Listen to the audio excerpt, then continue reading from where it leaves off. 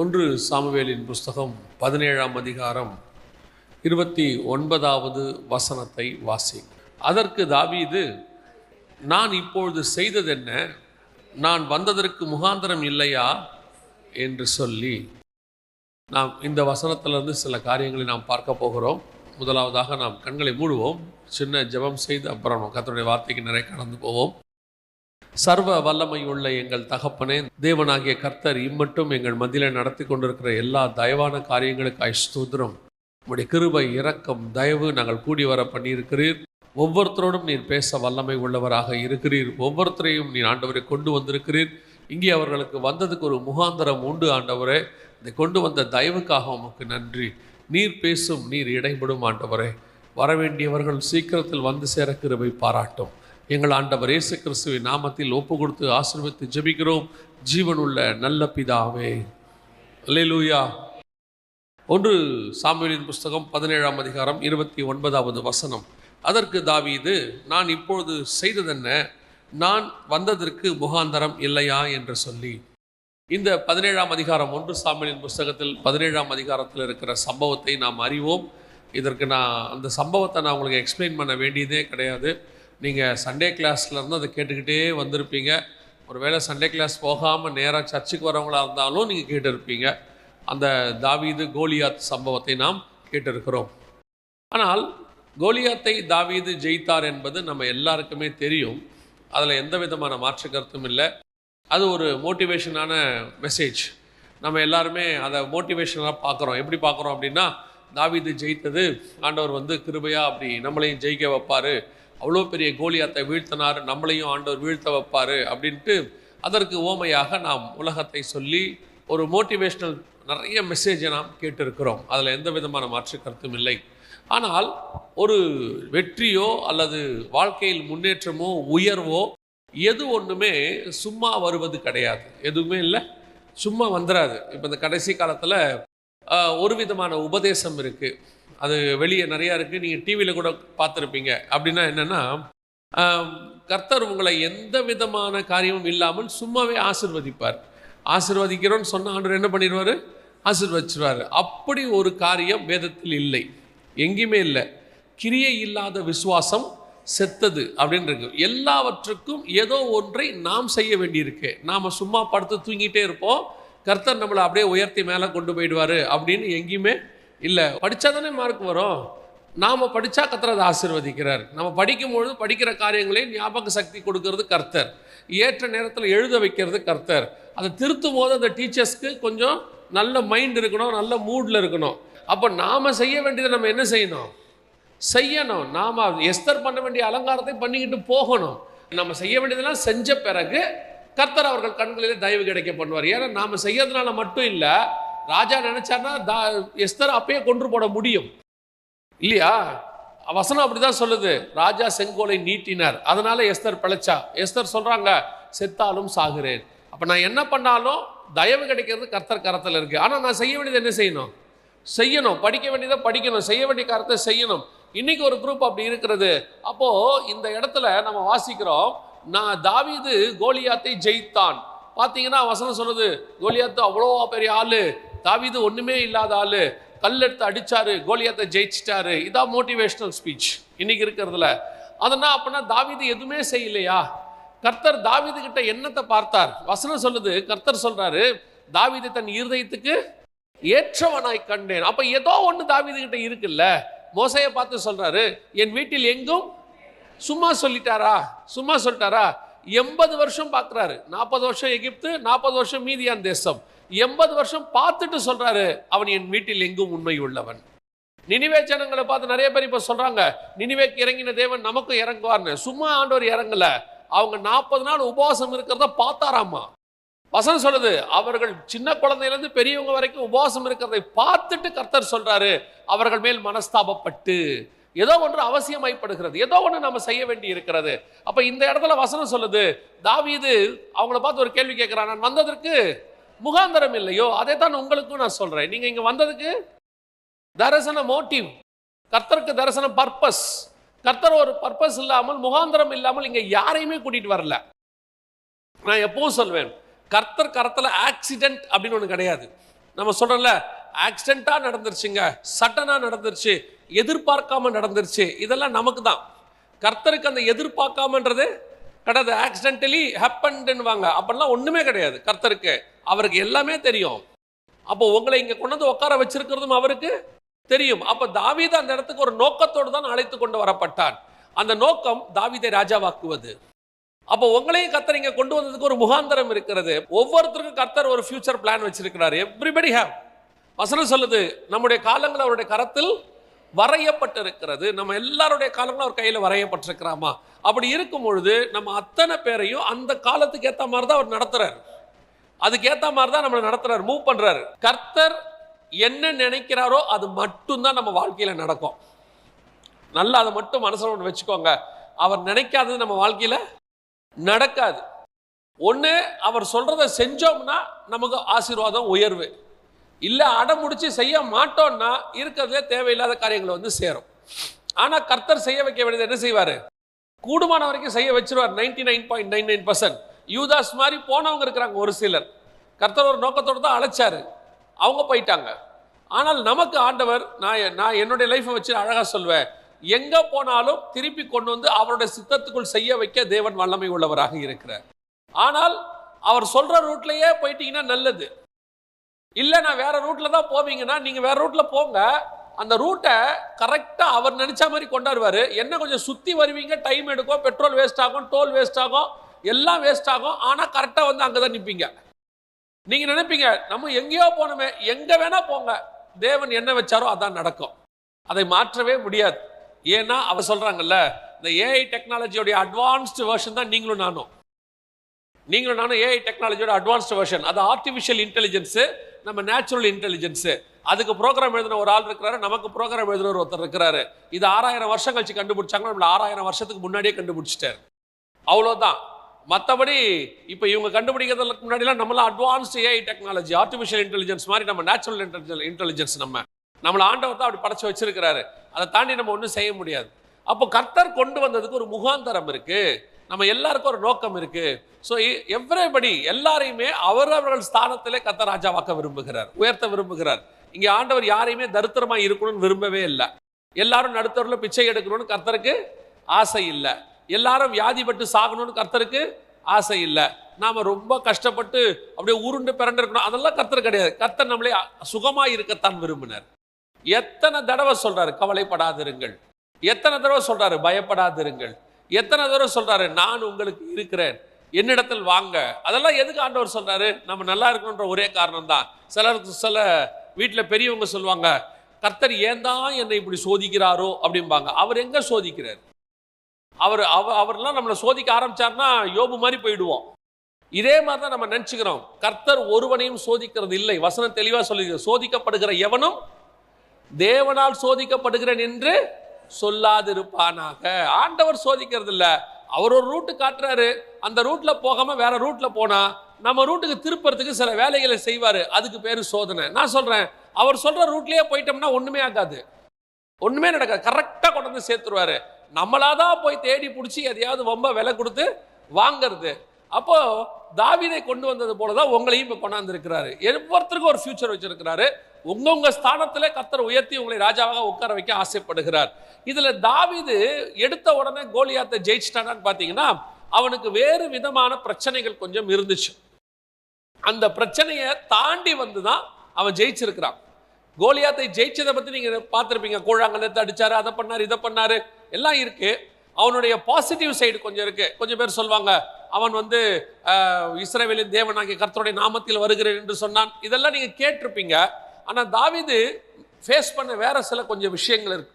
அதைத்தான் நாம இப்ப பார்க்க போறோம். முதலாவது வாசிங்க, அதே 1 சாமுவேல் புஸ்தகம் 17ஆம் அதிகாரம் 28வது வசனத்தை வாசிங்க. அந்த மனுஷரோடே அவன் பேசிக் கொண்டிருக்கிறதை அவன் மூத்த சகோதரனாகிய எலியாப் கேட்டபோது, அவன் தாவீதின் மேல் கோபங்கொண்டு, நீ இங்கே வந்தது என்ன? வனாந்தரத்திலுள்ள அந்த கொஞ்ச ஆடுகளை நீ யார் வசத்தில் விட்டாய்? யுத்தத்தை பார்க்க அல்லவா வந்தாய்? உன் துணிகரத்தையும் உன் இருதயத்தின் அகங்காரத்தையும் நான் அறிவேன் என்றான். இதான் முதலாவது பிரச்சனை. கர்த்தர் தாவீதை கூட்டிட்டு வந்துட்டார். அது காட்ஸ் பிளான். அது ஒரு பக்கம் இருக்கட்டும். ஸ்பிரிச்சுவலி உலக பிரகாரமா பாருங்க, தாவீது அங்க வந்தது காரணம் அவங்க அப்பா. அவங்க அப்பா தான் அனுப்பி வைக்கிறாரு, போய் சகோதரர்களை என்ன பண்ணு, விசாரிச்சுட்டு வா, அவங்க சுக செய்தியை கேட்டுட்டு அடையாளத்தை வாங்கிட்டு வான்னு சொன்னார். அதை கேட்டுட்டு தான் தாவீது அங்கே வந்திருக்கிறாரு. அவர் பாட்டு நாடு மேய்ச்சிக்கிட்டு தான் இருந்தார். அவங்க அப்பா தான் சொன்னார், போ இந்த வேலைக்கு போன்னு சொல்லி. இப்போ அவர் அங்கே வந்து அப்பாவோடைய வேலையை தான் என்ன செஞ்சிட்டு இருக்கிறாரு, அங்கே நிறைவேற்றிக்கிட்டு இருக்கிறாரு, கீழ்ப்படிஞ்சு வந்திருக்கிறார். ஆனால் இங்கே அவங்க அண்ணன் என்ன கேட்குறான், பெரியவன் என்ன கேட்குறான், உனக்கு என்ன துணிகரம் இருந்தால் இங்கே வந்திருப்பேன்னு கேட்குறான். அவன் கேட்ட கேள்வி என்ன, உனக்கு என்ன துணிகரம் இங்கே இருக்கிறோம். ரெண்டாவது சொல்கிறான், இருதயத்தில் என்ன இருக்குது, அகங்காரம் இருக்குது அப்படிங்கிறான். பல நேரத்தில் நாம் சரியாய் செய்யும் போது நமக்கு நெகட்டிவான ரிசல்ட் கிடைக்கும். நாம் சரியாக செய்யும் போது நமக்கு விரோதமாக ஒரு கூட்டம் எழும்போம். இதை ஃபேஸ் பண்ணி ஜெயிச்சுட்டு வரோம் பார்த்தீங்களா, இதுதான் தாவீதுடைய ஃபர்ஸ்ட் பாயிண்ட். தாவீது நினைச்சிருந்தா என்ன பண்ணிருக்கலாம் தெரியுமா, எங்க அண்ணன் திட்டுறான், அவன் பெரியவன், இருக்கிறதுல நம்பர் 1, இவன் 8வது, எங்க அண்ணன் திட்டுறான், எதுக்கு நான் உனக்கு தானடா வந்தேன் போடா அப்படின்னு கோச்சிக்கிட்டு தாவீது போயிருக்கலாம். தாவீது போகல. இவ்வளவு பெரிய காரியத்தை சொன்னவன தாவீது, நான் வந்ததுக்கு ஒன்றும் முகாந்தரம் இல்லையோ, கர்த்தரை இங்க கொண்டு வந்திருக்கிற காரணம் இல்லையோன்ட்டு அடுத்து போய் வேற ஒருத்தங்கிட்ட பேசிட்டு இருக்கிறான், என்ன நடந்துச்சுங்க, என்ன பிரச்சனைன்னு. அவன் வந்த விஷயம் வேறு, ஆனால் கர்த்தர் அவனை ராஜாவாக்குறாரு. அதுக்கு முதல் தடை என்ன அப்படின்னு கேட்டீங்கன்னா, உங்களுக்கு கர்த்தர் வச்ச சித்தத்தை நீங்க செய்வதற்கு உங்களை செய்ய விடாமல் பாசிட்டிவாக தடுக்கக்கூடிய நெகட்டிவிட்டி ஒன்று இருக்கு. இதெல்லாம் பாசிட்டிவாக தான் தடுக்கும். உங்களுக்கு ஒரு உதாரணத்துக்கு சொன்னா நல்லா இருக்கும். நான் இப்போ சொல்லுவேன், ஆனா எத்தனை பேர் அதை அக்செப்ட் பண்ணுவீங்கன்னு தெரியாது. ஆனா அதுதான் உண்மை. கர்த்தர் உங்களுக்கு வந்து ஒரு ஃபியூச்சர் வச்சிருப்பார். அந்த ஃபியூச்சர்ல தான் உங்களை உயர்த்தணுங்கிறது தேவ திட்டமாக இருக்கும். பொதுவாக இந்த தேவ திட்டத்தை உடைக்கிறதுக்கு 2 ரீசன் இருக்கு. ஒன்று, உங்க அப்பா அம்மா சொல்லுவாங்க, இந்த கோர்ஸ் எடுத்து படி, இந்த நீட்டு நீ எழுது, இல்லை இந்த இன்ஜினியரிங் சேரு அப்படிம்பாங்க. இப்போ கர்த்தர் உங்களுக்கு வச்சது வேறையா இருக்கும். அவங்க சொல்ற ரீசன் என்னவா இருக்கும்னா, எனக்கு சின்ன வயசுலேருந்து ஒரு ஆசை இருக்கு, நான் டாக்டர் ஆகணும்னு நினைச்சேன், ஆக முடியல, உன்னை ஆக்கணும்னு நான் ஆசைப்பட்டு வளர்த்தேன் அப்படின்னு. டாக்டர் ஆக முடியாதுன்னு அவங்களுக்கே தெரியும், அது கஷ்டம், அதனால தான் அவங்க ஆகலை. நம்ம ஆக முடியாதுன்றது நமக்கு தெரியும். ஆனா அவங்க என்ன பண்ணுவாங்க தெரியுமா, நீ ஆகணும்பாங்க. இது கூட பரவாயில்ல. ஆனா காட்ஸ் பிளான் அதுவா இருக்காது. நம்மளை வேற எண்ணிலே உயர்த்தறதுக்கு வச்சிருப்பாரு. அதுக்கேற்ற மாதிரி தான் நம்ம டிசைன், ஆண்டவர் அப்படித்தான் டிசைன் பண்ணியிருக்க போறாரு. அதுக்கேற்ற மூளை தான் கொடுத்துருப்பாரு, அதுக்கேற்ற அறிவு தான் நமக்கு இருக்கும். நமக்கு வேற அறிவு இருக்கும். இப்போ இவங்க என்ன பண்ணுவாங்கன்னா, பாசிட்டிவா பேசுவாங்க. இது நெகட்டிவிட்டி. ஆக்சுவலி உங்க பெற்றோர் உங்களோட தேவ சித்தத்தோட உங்களுக்கு செய்யும் போது அதுக்கு நீங்க கண்டிப்பா கீழ்ப்படிங்க. அதுல எந்த மாற்று கருத்துமே இல்லை. ஏன்னா கர்த்தருக்குள் பெற்றோருக்கு என்ன செய்யணும், கீழ்ப்படியணும். நான் சொல்றது எக்ஸாம்பிள், படிப்பு, எந்த ஒரு விஷயத்திலையுமே தேவன் ஒரு திட்டத்தை வைத்திருக்கும் பொழுது அதை பாசிட்டிவா தடுக்கிற ஒரு கூட்டம் இருக்குது. நாட் ஒன்லி பேரண்ட்ஸ், எல்லா விஷயத்திலும் இருக்கு. அது என்ன கர்த்தர் உங்களுக்கு கொண்டு வந்தாரோ அந்த ஸ்டாண்ட்ல நீங்க நிக்கிறதான் நீங்க செய்ய வேண்டிய முதலாவது மிக முக்கியமானது.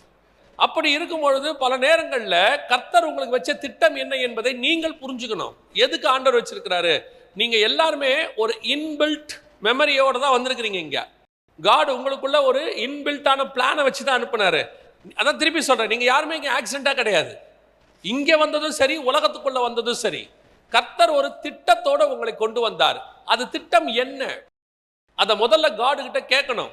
நீங்க ஏதாவது ஒரு காரியத்தை கர்த்தர் உங்களுக்கு சொன்னாருங்கிற ஒரு தீர்மானம் இருக்கா?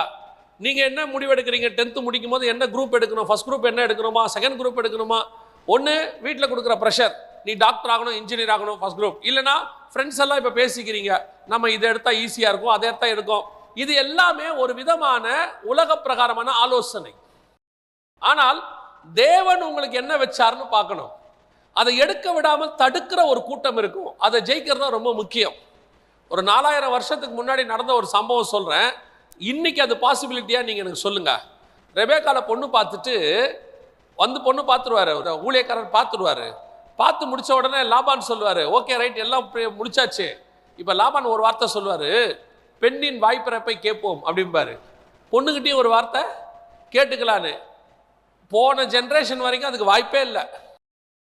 போன ஜென்ரேஷன் வரைக்கும் நீங்க வேணா உங்க அம்மாக்கிட்ட கேட்டு பாருங்க, அந்த பிடிச்சிருக்கான்லாம் கேட்கவே மாட்டாங்க. மாப்பிள்ளை ரொம்ப நல்லா இருக்கு, பிடிச்சிருக்கு, உன் வாழ்க்கை ரொம்ப நல்லா இருக்குமா, ஜோம் பண்றோம், இவ்வளவுதான். மீறி நீங்க ஏதாவது கேட்டீங்கன்னா அப்பா அம்மாவை ஏத்து பேசுறீங்கன்னு சொல்லிடுவாங்க. 4000 வருஷத்துக்கு முன்னாடி ரெபேக்கால்ட்ட ஒரு கேள்வி கேட்குறாங்க, இந்த மனுஷனோட நீ போகிறாயா? இந்த கேள்வி கேட்ட உடனே ரெபெக்காள்ட்ட இருந்த மிக முக்கியமான ஒரு குணம் என்ன தெரியுமா? Decision making. நான் போகிறேன். ஒரு கொஸ்டின் கேட்குறாங்க பாருங்க, அதுவே பெரிய விஷயம் அந்த காலத்துல. அதே லாபான் தான் யாக்கோபுக்கு கல்யாணம் பண்ணும்போது லேயாள்கிட்ட கேள்வியே கேட்க மாட்டான், போய் அந்த ஆளை கல்யாணம் பண்ணிக்கின்றுவான். அந்த அம்மாவும் எதிர்த்து ஒரு கேள்வி கேட்க முடியாது. ஜென்ரேஷன் மாறிடுச்சு. ஆனால் இப்பொழுது அப்படி அல்ல. இப்போ உங்ககிட்ட கேட்கறதுக்கான ஒரு வாய்ப்பு இருக்குது. நீங்க டிசிஷன் எடுக்கிறீங்க, இந்த குரூப் தான் படிப்பேன், இதான் எனக்கு வேணும், நான் சயின்ஸ் எடுக்க மாட்டேன், காமர்ஸ் தான் எடுப்பேன், ஒகேஷனல் தான் எடுப்பேன், பிசினஸ் மேக்ஸ் தான் எடுப்பேன் சொல்றீங்க தானே நீங்க? அந்த அந்த அளவுக்கு உங்களுக்கு ஒரு இன்னைக்கு ஒரு ஃப்ரீடம் இருக்குல்ல. அந்த ஃப்ரீடமை கரெக்டா யூஸ் பண்ணுங்கன்ற. அப்பா அம்மா சொன்னாலும் யார் சொன்னாலும் உங்களுக்கு ஒரு ஐடியா இருக்குல்ல, நான் இதுதான் செய்வேன்னு, எனக்கு இதான் பிடிச்சிருக்கு, இதை படிக்கிறேன் அப்படின்னு.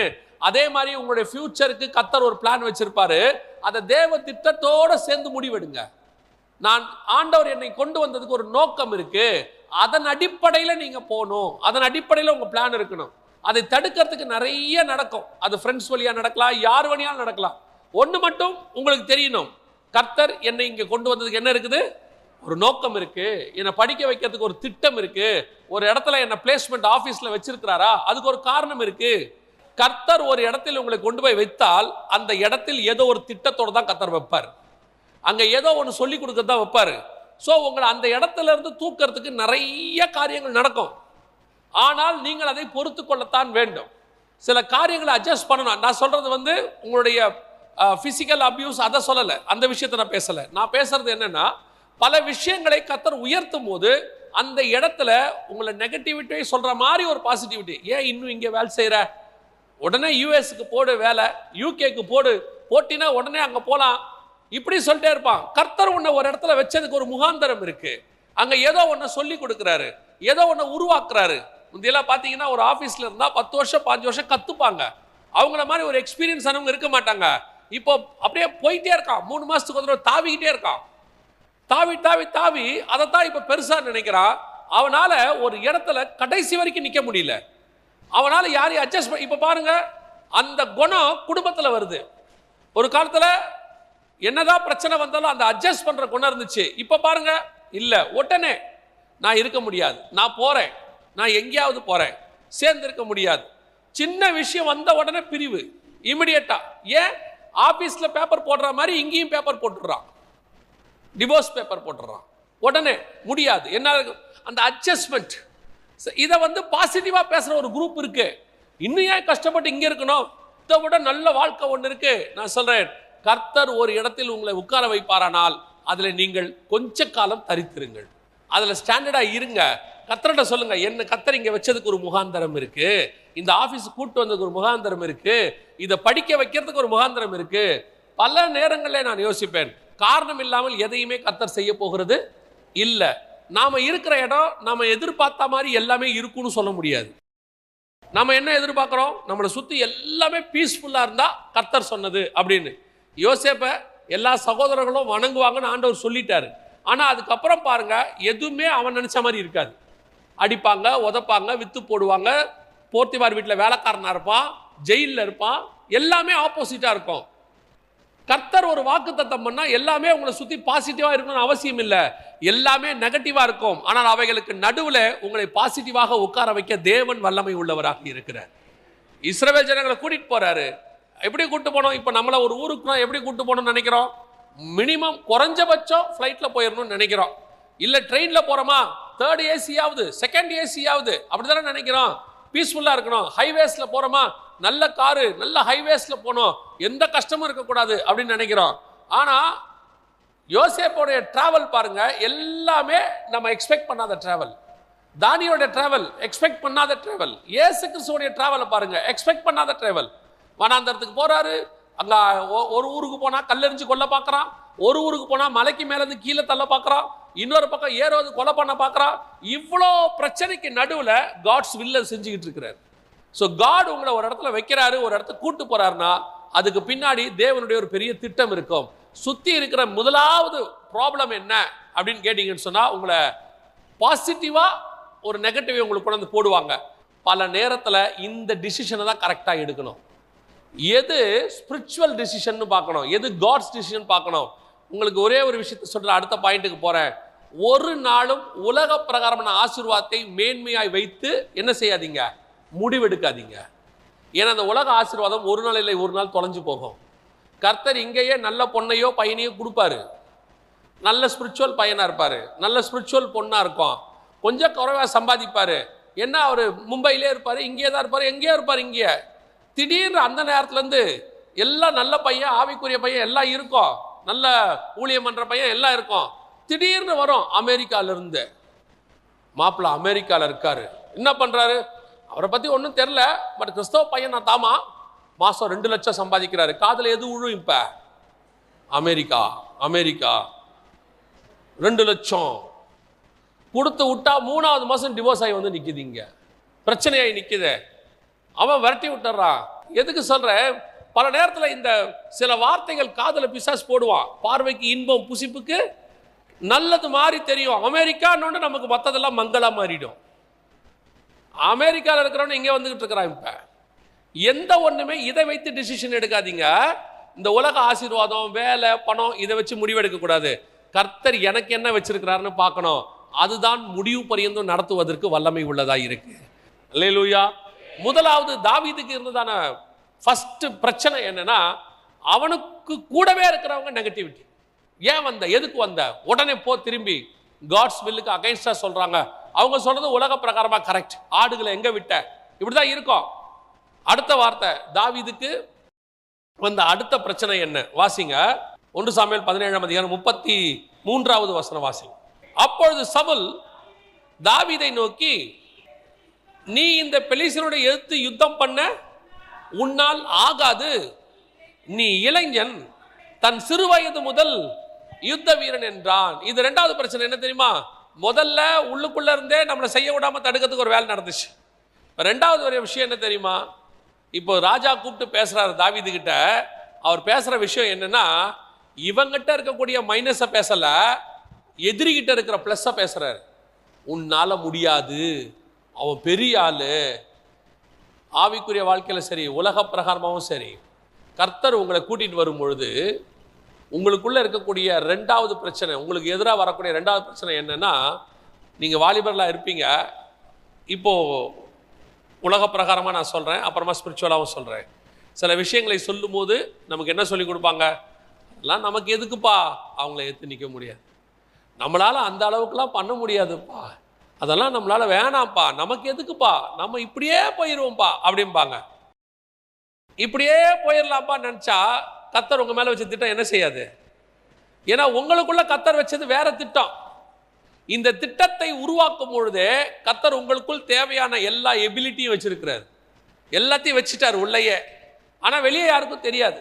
இப்ப என்ன சொல்றாங்க, உன்னால முடியாது, நடக்காது, வாய்ப்பில்லை, அவங்க பெரிய ஆளு, உலகம் அப்படி இருக்கு இப்படி இருக்கு, நம்மளால அதெல்லாம் எடுத்து ஒண்ணுமே செய்ய முடியாது ஆண்டவர் சொல்றார்.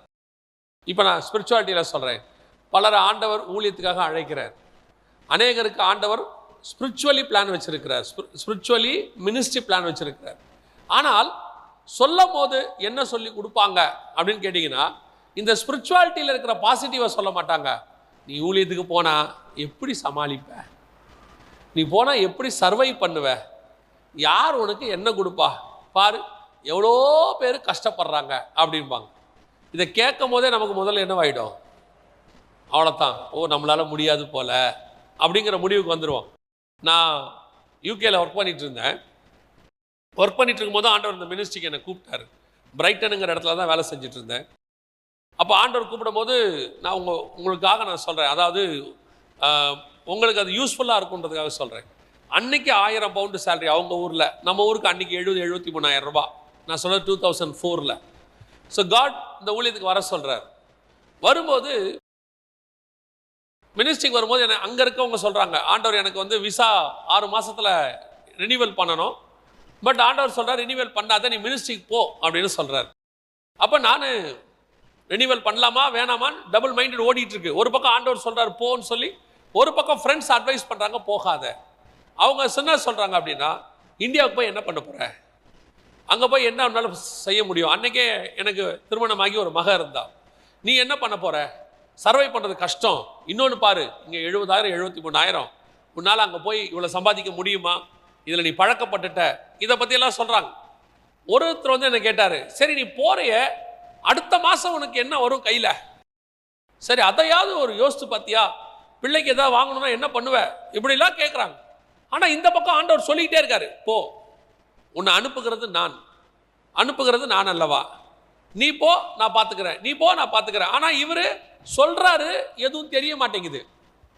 இவங்க ப்ராக்டிக்கலாக பேசுகிறாங்க. யோசித்து பாரு, அடுத்த மாதம் சாப்பாட்டுக்கு என்ன செய்வ, பிள்ளைக்கு என்ன ஃபீஸ் கட்டுவ, இவ்வளவும் எடுத்து நிற்கிறாங்க. உன்னால முடியாது, வேணாம், சர்வை பண்ண முடியாது, இப்படி சொல்கிறாங்க. ஆனால் ஆண்டவர் ஸ்ட்ராங்காக சொல்கிறாரு, நீ போ, நான் உன் கூடவே இருப்பேன். நான் இந்த ஊழியத்துக்கு வந்து 20 வருஷம் ஆகுது. நான் வந்து இப்பவும் சொல்வேன், வந்த நாள்ல இருந்து இந்த நிமிஷம் வரைக்கும் பரலோகம் என்னை பத்திரமாய் பார்த்து கொள்ளுகிறது. அழைத்தவர் உண்மை உள்ளவர், அவர் ஒரு நாளும் கைவிடவே மாட்டார். கர்த்தர் ஒரு காரியத்தை சொன்னார்னா உடனே எல்லாம் நம்மகிட்ட அப்படியே ஹைபிரிடா மாறிடாது. பார்க்கறதுக்கு எல்லாம் உலகத்துக்கு நெகட்டிவா இருக்கும். உலகம் சொல்லும், ஆகாது, நடக்காது, வாய்ப்பு இல்லை, சான்ஸே இல்லை, முடியாது அப்படின்னு சொல்லி. ஆனா ஆண்டவர் மட்டும் ஒன்னே ஒன்று சொல்றாரு, நீ போ நான் உன்னை பார்த்துக்கிறேன், நீ போ நான் உன்னை பார்த்துக்கிறேன். இப்போ சொல்றேன், இந்த 20 ஆண்டு காலம் முடிஞ்சு 21வது வருஷம் ஃபுல் டைம் மினிஸ்ட்ரிக்கு நான் சொல்றேன். ஆண்டவருக்குள்ள வந்து இந்த 20 வருஷம் முடிஞ்சிருச்சு, 21வது வருஷம். இத்தனை ஆண்டு காலம் எத்தனையோ கோலியாத்துகளை வீழ்த்தும்படி கர்த்தர் கிருபை தந்திருக்கிறார்.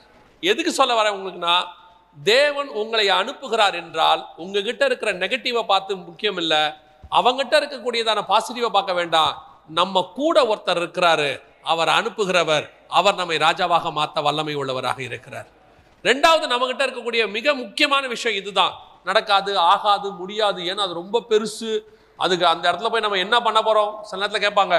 திடீர்னு உங்களுக்கு ஊழிய அழைப்பு வந்துடும், ஆண்டவர் கூப்பிடுவாரு, நம்ம கூட இருக்க ஆளே சொல்லுவான், ஏற்கனவே இவ்வளோ பேர் இருக்காங்க, இவ்வளோ சர்ச் இருக்கு, நீ என்ன பண்ண போற அப்படின்னு கேட்பாங்க.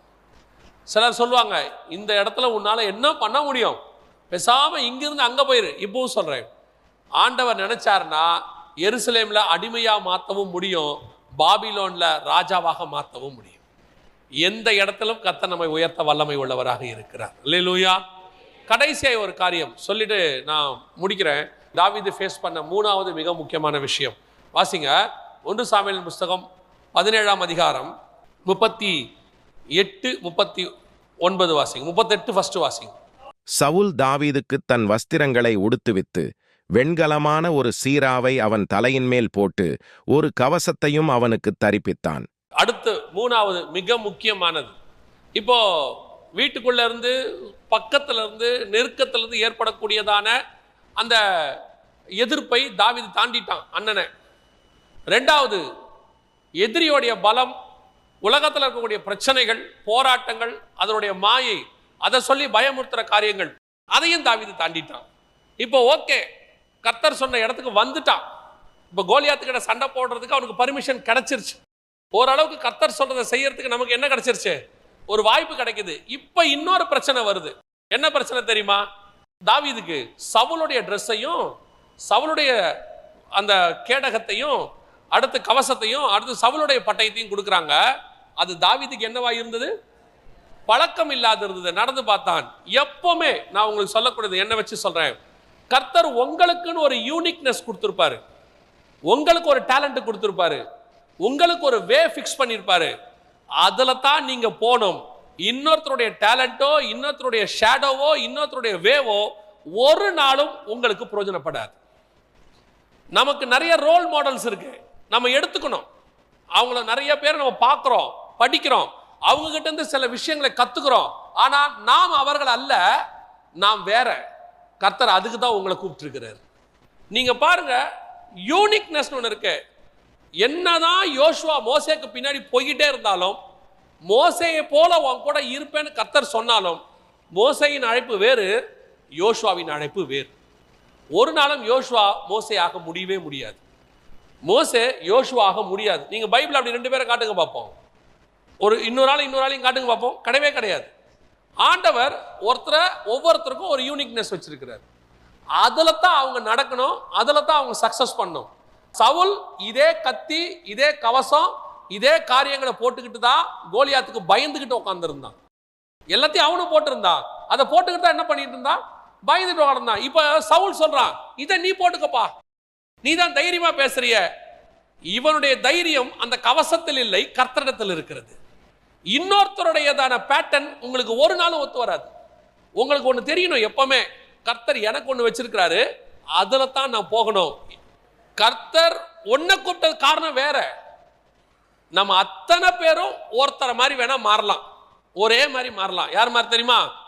இயேசு கிறிஸ்துவை போல அவரை மாதிரி மாறலாம். ரோமர் 8:29 சொல்லுது, குமாரனின் சாயலுக்கு ஒப்பா இருக்கும்படி கர்த்தர் அழைத்தார். நம்ம எல்லாம் காட்ஸோட இமேஜுக்கு மாறலாம், வேற யாருடைய இமேஜுக்கு மாறாதீங்க.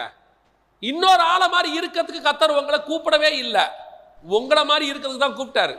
நான் ஒரு நாள் ரொம்ப ஜெபம் பண்ணிட்டு இருந்தேன், ஆண்டவரே மார்ட்டின் லூத்தருடைய இந்த ஹிஸ்டரி எல்லாம் படித்த போது 16th செஞ்சுரியில் அவர் பண்ண ரிவைவல், அந்த ரிஃபார்மேஷன் அப்படிம்பாங்க, அவர் பண்ண எல்லாத்தையும் படிக்கும்போது ரொம்ப நாளாக ஒரு ஜெபம் பண்ணிகிட்டே இருப்பேன். ஆண்டவரே மார்ட்டின் லூத்தர் மாதிரி ஒருத்தரை எழுப்புங்கப்பா அப்படின்னு ரொம்ப ஜெபம் பண்ணிட்டே இருக்கும்போது ஆண்டவர் சொல்லுவார், அதுக்கு தான் மார்ட்டின் லூத்தர் வந்துட்டாரு, அதை விட மேலான ஒரு ஆளை கேளு. அது ஏன் நீயா இருக்கணும்னு கேளு, ஏன் இன்னொரு ஆளை கேட்குற, நீயா இருக்கணும்னு கேளு. இன்னொரு மார்ட்டின் லூத்தர் வேண்டாம், இன்னொரு யோசுவா வேண்டாம், இன்னொரு மோசே வேண்டாம். உங்களை தான் கர்த்தர் அதுக்கு அழைச்சிருக்கிறாரு. இன்னொருத்தரோட போட்டு பார்க்காதீங்க, இன்னொருத்தரத்தை நீங்க யூஸ் பண்ணணும்னு நினைக்காதீங்க, அதுல பெரிய ஆள் ஆகணும்னு நினைக்காதீங்க. உங்களுக்கு கர்த்தர் ஒன்று கொடுத்துருப்பாரு, அது என்ன வேணாலும் இருக்கும். இப்ப பாருங்க, தாவீதுக்கு வந்து சவுல் வந்து கவசத்தை கொடுத்தான். வசனம் சொல்லுது, தாவீதுக்கு தன் வஸ்திரங்களை உடுத்து வைத்து வெண்கலமான ஒரு சீரானா ஹெல்மெட், ஒரு ஹெல்மெட் கொடுத்து அடுத்து தலையின் மேல் போட்டு ஒரு கவசத்தை ஃபுல்லா, பாடி கார்டு என்ன சொல்லுவாங்க, அதை உடம்பு ஃபுல்லா போட்டிருக்கான், புல்லட் ப்ரூஃப் மாதிரி போட்டு விடுறான். இப்ப தாவீது சொல்றான், இது எனக்கு பழக்கம் இல்லைங்க. என்னப்பா நீ எதுல நிக்கிறாள், எப்படிப்பட்டாள், அதெல்லாம் விட்டுருங்க உனக்கு. அப்ப நீ என்ன தாவீது பண்ண போற? இப்ப யோசிச்சு பாருங்களேன், யாருமே போல, ஒரு வாரமா கோலியாத்து கூப்பிட்டுக்கிட்டே இருக்கான். அந்த நேரத்தில் தாவீது வந்து சொல்றான், நான் போறேன் அப்படின்னு. உடனே டோட்டல் சேனையும் என்ன பண்ணியிருக்கோம், ஆர்மியும் தாவீது தானே பார்க்கும், ராஜாவே அனுப்ப போறாரு. எல்லாரும் டேவிடை பார்த்துக்கிட்டு நிற்கிறாங்க. இப்போ டேவிட் வந்து சொல்றாரு, நான் போறேன்ப்பா அப்படின்னு. ராஜா கேட்பாரு, சரி நான் போட்டதான் உனக்கு செட் ஆகல, நீ என்ன எடுத்துன்னு போற அப்படின்னு. உடனே கூழாங்கல் எடுத்துன்னு போறேன்னு உடனே ராஜாவுக்கு எப்படி இருந்திருக்கும், இன்னையோட நம்ம நாடு முடிஞ்சிச்சு அப்படித்தானே சொல்லியிருப்பார் ராஜா. என்னவோ இந்த பையன் பேசுறதை பார்த்து நான் கூட நம்பிட்டேன்ப்பா, சிங்கத்தை ஜெயிச்சேன்னா, கரடியை ஜெயிச்சேன்னா, அடுத்து அப்படி பண்றேன் இப்படி பண்றேன்னா நானும் நம்பிட்டேன், நல்லா பேசினாப்பா அந்த பையன், போய் மேல நின்னா கூழாங்கல்லோட வரான். சவுல் சொல்றாப்புல, முடிஞ்சு, இன்னையோட நம்ம கதை முடிஞ்சு. அந்த டோட்டல் ஆர்மியும் தாவீதை எப்படி பார்த்துருக்கோம், இதுக்கு தான்டா இந்த பேச்சு பேசின நீயே. சில நேரத்தில் சொல்லுவாங்கல்ல, ஆனால் அவர்களை பொறுத்த வரைக்கும் அவன் கையில் இருந்தது கூழாங்கல்ல, அவனை பொறுத்த வரைக்கும் அதுதான் அவங்ககிட்ட இருக்கிற மிகப்பெரிய பட்டயம், பலம் எல்லாமே. நம்ம கிட்ட இருக்கிற குரலை மற்றவன் என்ன சொல்றாங்கிறது முக்கியமே இல்லை, கர்த்தருக்கு பிடிச்சிருக்கிறான்றது தான் முக்கியம். பல நேரத்தில் நம்ம வெளியே பாட முடியாது இல்லையா, வெளியே பாடவே முடியாது. ஆனால் நீங்கள் பாருங்க, உங்கள் ரூம்குள்ளே பாடும்போது அப்படி ஒரு ப்ரெசன்ஸ் உங்களுக்கு வருது இல்லை, காட்ஸ் ப்ரெசன்ஸ் மூடுது இல்லை. இப்போ வெளியே நம்ம குரலை பிடிக்கலன்னு கிரிட்டிசைஸ் பண்ணுவான்.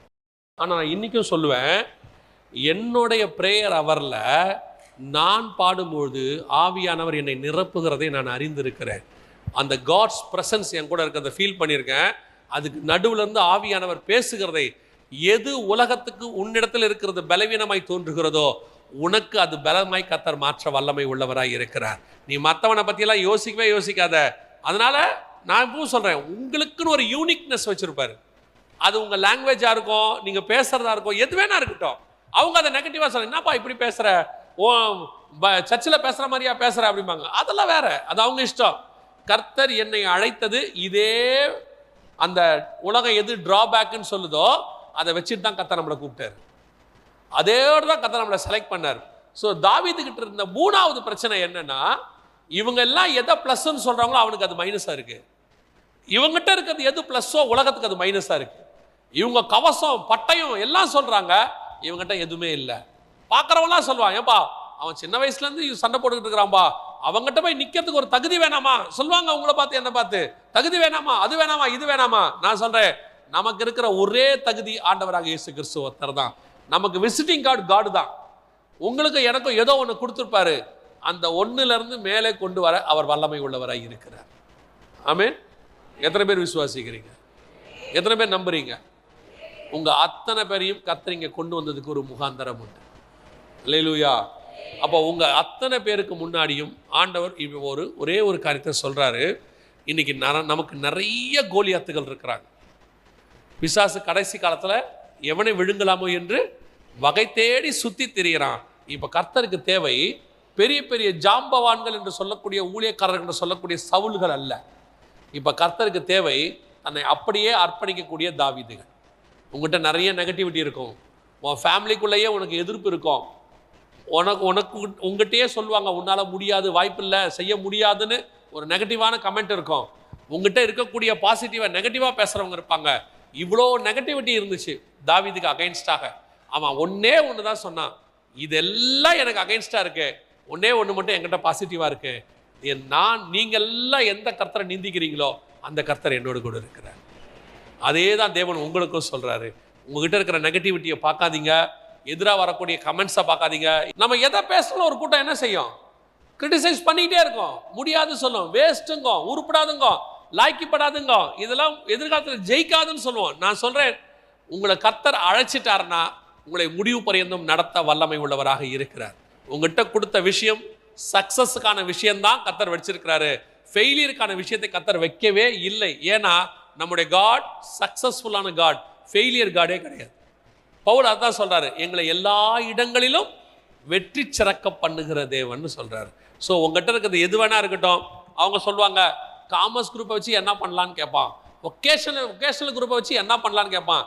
அந்த குரூப்பை வச்சு ஒன்றும் பண்ண முடியாது. ஆனால் என் கூட இருக்கிற கர்த்தர் அந்த குரூப்பை வச்சு எதையும் செய்ய வல்லமை உள்ளவராக இருக்கிறார். கோலியாத்தை போய் இந்த கூழாங்கலை வச்சு என்னங்க பண்ண முடியும்னு கேட்பாங்க. கூழாங்கல் ஒன்றும் செய்யாது. ஆனால் அந்த கூழாங்கலை அடிக்கும் போது உதவி செய்கிற கர்த்தர் ஒருத்தர் கூட இருக்கிறார். அதே தேவன் தான் உங்களுக்கும் இருக்கிறாரு. Don't see about your negativities, don't see about the negative comments. அவனெல்லாம் விட்டுருங்க. அவனுக்கெல்லாம் டைம் இருக்குது, பேசுகிறான். நமக்கு டைம் இல்லை, கொஞ்ச காலம் தான் இருக்குது. நிறைய கோலியாத்துக்களை கர்த்தர் வச்சிருக்கிறாரு. அவர்களை வீழ்த்துறதுக்கு ஆண்டவருக்கு நீங்கள் தேவை. நீங்கள் பெரிய பெரிய ஆட்கள் செஞ்சுப்பாங்க, அவர் ஊழியம் பண்ணிப்பார், இவர் ஊழியம் பண்ணிப்பாருன்ட்டு நீங்கள் பாட்டுன்னு அமெரிக்காவில் சம்பாதிக்கலாம், யூகேவில் சம்பாதிக்கலாம் நினைக்காதீங்க. கர்த்தர் உங்களை எதுக்கு கூப்பிட்டு வந்தார்? ஒரு வேலை ஃபுல் டைம் கூப்பிட்டாருனா, மிஷினரியாக கூப்பிட்டாருனா, அல்லது உங்கள் மூலமாக இந்த ஏரியாவிலே ஆண்டவர் பெரிய காரியங்கள் செய்ய விரும்பினார்னா தைரியமாக ஒப்பு கொடுங்க. அந்த கவர்மெண்ட்டு இந்த கவர்மெண்ட்டு இப்படி நடக்குது அப்படி நடக்குது, இது செய்யாது, வருமானம் வராது, ஃபியூச்சர் இருக்காது, யார் சொல்கிறதையும் கேட்காதீங்க. உங்களுக்கு சாட்சியாக நின்று நான் சொல்கிறேன், கர்த்தருக்கு பின்னால் வந்தவர்கள் வெட்கப்பட்டு போனதே இல்லை. அல்லேலூயா. நாம் ஜெபிக்க போகிறோம். எழுந்திரிக்கலாமா நாம? Thank you Jesus. உங்ககிட்ட எது பாசிட்டிவ்னு பார்க்காதீங்க, உங்ககிட்ட எது நெகட்டிவ்னு பார்க்காதீங்க, உங்களை சுற்றி இருக்கிறவங்க எது நெகட்டிவாக சொல்கிறாங்கன்னு பார்க்காதீங்க. நம்ம அத்தனை பேருக்கும் ஒரே ஒரு பலம் இருக்குது, ஸ்ட்ரென்தன் இருக்குது. என்ன தெரியுமா? இந்த உலகத்தை ஜெயித்த ஆண்டவர் நம்மோடு கூட இருக்கிறார். நம்மக்கிட்ட இருக்கிறது எது வேணாலும் இருக்கட்டும். ஒருவேளை இந்த உலகம் எதிர்பார்க்குறதான குவாலிஃபிகேஷன் உங்கள்கிட்ட இருக்காது. நான் என்ன வச்சு சொல்கிறேன், இந்த ஊழியத்துக்கு வந்த புதுசில் பைபிள் காலேஜ் முடிச்சியா, சர்டிஃபிகேட் வச்சுருக்கியா, எந்த காலேஜில் பைபிள் தியாலஜி முடித்த, இதெல்லாம் இருந்தால் தான் ஊழியம் பண்ண முடியும், இல்லைன்னா நீ எதுக்குமே லாய்க்கப்பட மாட்டேன்னு ஒரு குரூப் எனக்கு சொன்னாங்க. நான் சொல்கிறேன், இன்னும் என்கிட்ட எந்த தியாலஜி சர்டிஃபிகேட்டும் கிடையாது, நான் பைபிள் காலேஜ் முடித்தது கிடையாது. ஆனால் இந்த பைபிள் காலேஜ் முடித்து எந்தெந்த காலேஜுக்கு போகணுமோ பல காலேஜுகளில் போய் டீச் பண்ணுறதுக்கு கர்த்தர் எனக்கு கிருபை தந்தார். இன்னும் என்கிட்ட தியாலஜி சர்டிஃபிகேட் கிடையாது. ஒரு பெரிய பைபிள் காலேஜ் டீச்சர் கேட்டார், இவ்வளோ உங்ககிட்ட இந்த டீச்சிங் இதை பார்த்துட்டு கேட்டார், எங்கே முடிச்சிங்க அப்படின்னு, எஸ்கட்டாலஜி எங்கே முடிச்சிங்கன்னு. எனக்கு எஸ்கட்டாலஜிங்கிறதே அவர் சொன்ன பிறகு தான் தெரியும் நான் எடுக்கிறதுக்கு பேர் எஸ்கட்டாலஜின்னு. நான் ஒன்றுமில்லாத ஒரு கூழாங்கல் தான். ஆனால் புழுதியிலிருந்து எடுத்து ராஜாக்கள் மத்தியில் உட்கார வைக்க ஒருத்தர் இருக்கிறார். அந்த தேவன் உங்களையும் ஆசிர்வதிப்பார்.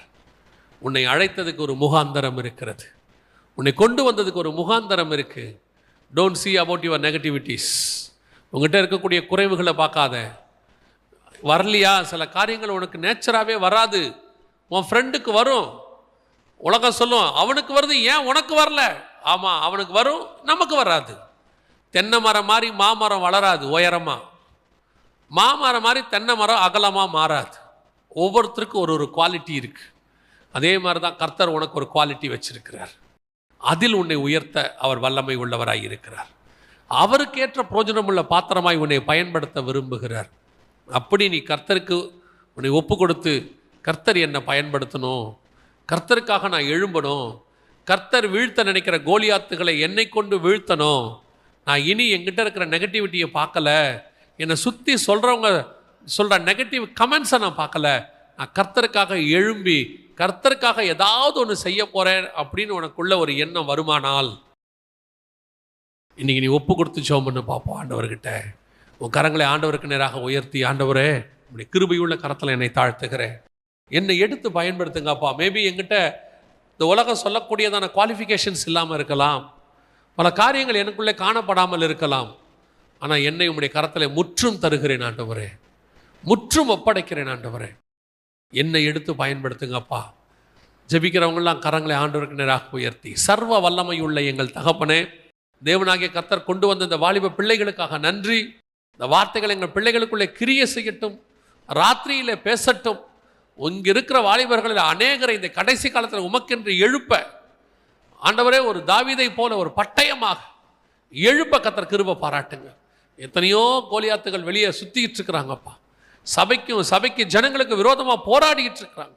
அவர்களுக்கு ஜெயிக்க எங்கள் பிள்ளைகளை எடுத்து பயன்படுத்தும். கரங்களை உயர்த்தி ஜெபித்து கொண்டிருக்கிற ஒவ்வொரு பிள்ளைகளையும் கர்த்தர் கிருபை பாராட்டுங்க.